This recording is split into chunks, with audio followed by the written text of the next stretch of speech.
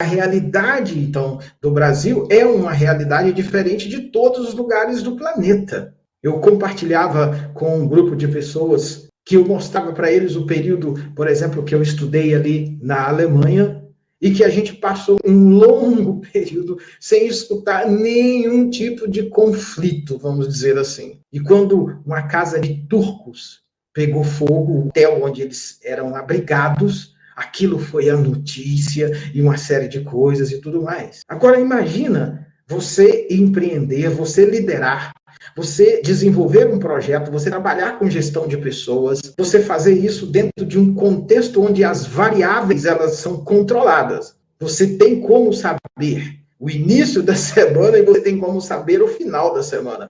Agora imagina você ter que atuar dentro de um contexto, dentro de uma realidade em que tudo pode mudar numa manhã. O contexto que você atua dentro da realidade brasileira é exatamente este contexto. Tudo pode mudar em um segundo, mostrando para você o equilíbrio interno, ele diz respeito a todas as áreas da sua vida. Primeiro, equilíbrio interno não significa que você não esteja em tensões, dentro de tensões, é o contrário. Muitas pessoas, quando eu falo de equilíbrio, eles imaginam uma experiência zen. Não é isso. A experiência zen, a experiência de interioridade é uma ferramenta para você encontrar o equilíbrio. Mas o número um, quando nós estamos dentro de uma realidade como a nossa, do contexto brasileiro, de desequilíbrio, ela é vista como algo normal, muitas pessoas estão desequilibradas achando que estão equilibradas.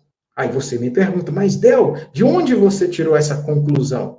Eu pego como base boa parte dos trabalhos de coaching que eu realizo. Quando sou contratado, por exemplo, com um executivo, com um pequeno empreendedor, e às vezes ele já quer que nós atuemos na escala do seu negócio. Já está com a visão de montar um plano de ação, um plano de negócio. Já ouviu eu falando sobre a gestão de prioridades, já ouviu muitas vezes eu falando sobre a técnica que nós desenvolvemos sobre os pequenos hábitos, já ouviu tudo isso, e ele quer logo isso. E só que quando nós começamos o trabalho, já percebe que ele não consegue executar aquilo, ele não consegue manter a frequência de um plano de ação, de uma meta que ele precisa bater, ele não consegue estruturar o dia a dia do negócio dele, ele não consegue treinar as pessoas que estão próximas a ele, ele não consegue, muitas vezes, fechar um contrato que dá estabilidade para sua empresa, ele não consegue sentar à mesa com as pessoas com quem ele precisa dialogar por um fator único, que interiormente ele está desequilibrado, interiormente. Algumas questões que ele tem, ela tem, o empreendedor tem, da sua história do passado, ele não está reconciliado com essas questões. Ele não consegue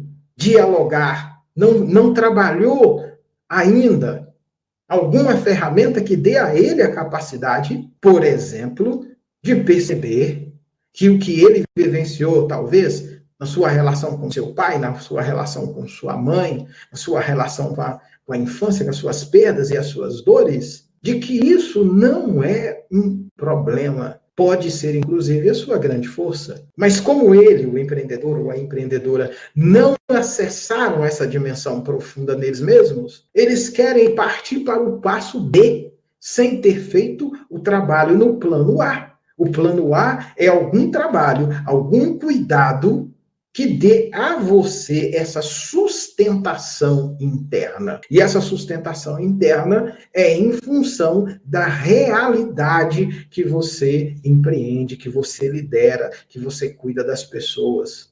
Os empreendedores, eles querem ir para o ponto B sem ter passado pelo ponto A. O ponto B é sim a escala, é sim o planejamento, é sim a ação, é sim você ir à frente, tudo isso. Mas o plano A é o que diz respeito à sua dimensão interna, à sua interioridade, às suas emoções, à gestão das tensões internas. Como isso é algo que muitas vezes não é visível, ou ele não avança nessa área porque ele não conhece pessoas que entendem o universo do empreendedor, entendem o universo de um líder, entendem o universo do que é você em um dia ter que lidar com tantas tensões e tantas mudanças. Mas também a gente tem o lado 2, ou a outra situação, que é o fato de muitos que realmente não vão buscar esse apoio, não vão buscar conteúdos, porque eles realmente têm uma visão de falso bloqueio de que ser empreendedor é viver realmente uma vida agitada. Ser empreendedor é não ter tempo para sua família. Ser empreendedor é você colocar o dinheiro à frente de tudo que você faz. Ser empreendedor é ter uma agenda sempre lotada, dormir estressado, já levantar com o WhatsApp cheio de mensagens para lá e para cá. Ser empreendedor é viver no fio da navalha. Ser empreendedor é estar num caminho de morte. Porque se uma pessoa vivencia uma experiência dessa por um longo período, ele não tem a afetividade da sua família, ele não passa o tempo com seus filhos, ele não viaja com a sua esposa ou com seu esposo, ele não tem tempo para cuidar dele mesmo. Ou seja, os seus dias estão quase que contados em termos de saúde.